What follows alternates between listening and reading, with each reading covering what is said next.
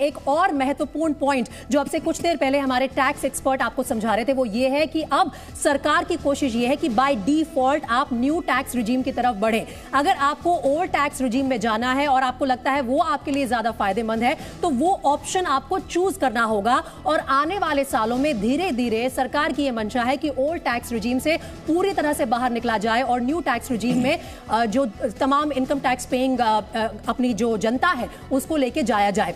तो अब बड़ा सवाल जो उठता है, जो मैं यहां पर मौजूद हमारे टैक्स एक्सपर्ट से भी पूछना चाहूंगी, वो ये है कि लोगों को अपने लिए क्या चुनना चाहिए। ये ही एक सवाल है जो आज सब लोग अपने सीए से भी पूछ रहे होंगे। तो सुनील गर्ग सर, आप मुझे ये समझाइए कि अब जनता को इस सैलरी ब्रैकेट में आप 7 लाख से शुरू कर लीजिए। उससे पहले तो एग्जेम्पशन है, 7 लाख से लेकर 30 लाख तक का जिक्र किया गया है, 15 लाख से अबव का जिक्र किया गया है। बेस्ट ऑप्शन क्या है आपके पास?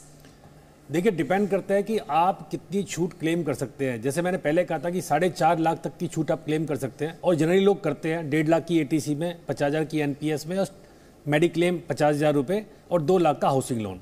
अगर हम 4.5 लाख की छूट क्लेम कर सकते हैं तो आप मान लीजिए आपको अभी भी पुराने रिजीम में ही फायदा है। अच्छा, मैं आपको कैलकुलेशन बता रहा हूँ। 10 लाख रुपए की इनकम अगर आपकी है और अभी 4.5 लाख की छूट क्लेम कर रहे हैं तो नए रिजीम में मिलेगा 60,000 का टैक्स देना पड़ेगा। पुराने रिजीम में केवल 10,000, 50,000 का फायदा है ओल्ड रिजीम में। ध्यान से सुनने वाली बात है।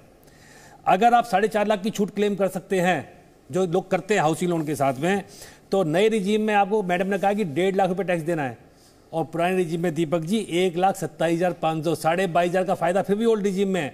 कंडीशन 4.5 लाख की छूट आप क्लेम कर सकते हैं। 20 लाख की आपकी इनकम टैक्स की रिटर्न है, 20 लाख रुपए की। नए रिजीम में आपको 3 लाख रुपए टैक्स देना है। मैं सरचार्ज और सेस की बात नहीं कर रहा हूं अभी।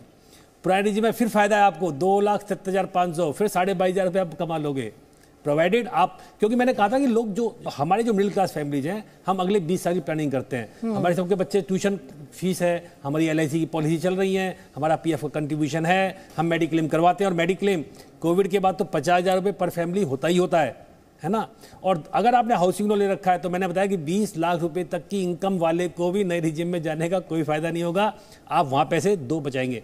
लेकिन जो आपने शुरू में बात की थी, आखिर नया रिजीम सरकार लाती क्यों है और कौन जाएगा? देखिए, जो डिस्पोजेबल इनकम को खर्च करने की सरकार का पर्पस था कि जो इनकम डिस्पोजेबल है वो कंजम्पशन में जाए, लोग खर्च करें। और जो नया एम्प्लॉय होता है, जो नया ज्वाइनिंग की होती है, उसकी प्रायोरिटी कुछ और होती है। वो चाहता है मैं बाइक लूँ, मैं कार लूँ। वो कहता है सेविंग तो बाद में कर लेंगे, पहले ज़िंदगी को थोड़ा एंजॉय कर लें, नई नई नौकरी लगी है। तो सरकार ने कहा है कि जो यंग एज ग्रुप है उसका कैश फ्लो आउटफ्लो टैक्स में ना हो, क्योंकि वो सेविंग्स नहीं कर पाता है। ठीक है। अब अगर सेविंग्स नहीं कर पा रहे हैं आप तो ऑफकोर्स ये स्कीम आपके लिए बहुत अट्रैक्टिव है।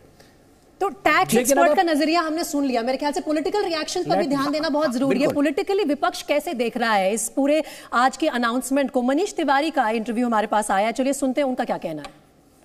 बहुत अच्छा। मनीष तिवारी जी है कांग्रेस नेता। मनीष जी, जो बजट आया है जिसमें टैक्स की छूट भी कहा है सरकार ने 7 लाख ओवरऑल कांग्रेस किस तरह से? बुनियादी 17-18 लाख करोड़, इसका ये मतलब है कि सरकार मार्केट में जाके कर्ज देगी और निजी सेक्टर को वो पैसा नहीं मिलेगा। और इसलिए जिस तरह से अर्थव्यवस्था शुरू होनी चाहिए, जो 2019-20 में भी ये सरकार ने कॉर्पोरेट सेक्टर को टैक्स कंसेशन दिए थे, सरकार आज ये मान रही है कि उससे कोई फायदा नहीं हुआ है।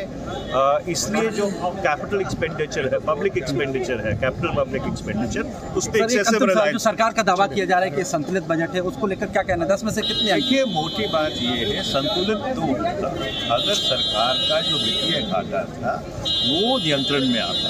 भाई, आपकी आमदनी का 18 लाख करोड़ है, खर्चा 40 लाख करोड़ है, ये कैसा चलेगा? बिल्कुल। बहुत कांग्रेस नेता मनीष तिवारी हैं जो बजट को लेकर अपना राय बता रहे हैं। प्रकाश दुबे, जी मीडिया।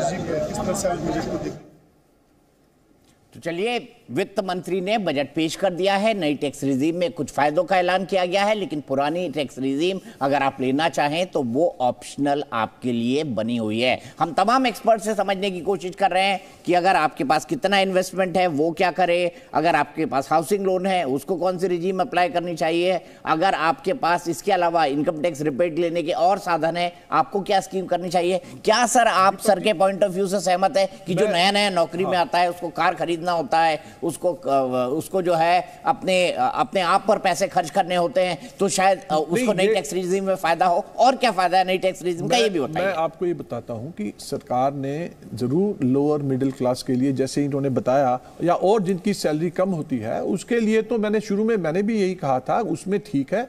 पर जो एक आजकल मिडिल क्लास वहीं तक रिस्ट्रिक्ट नहीं रह गया है।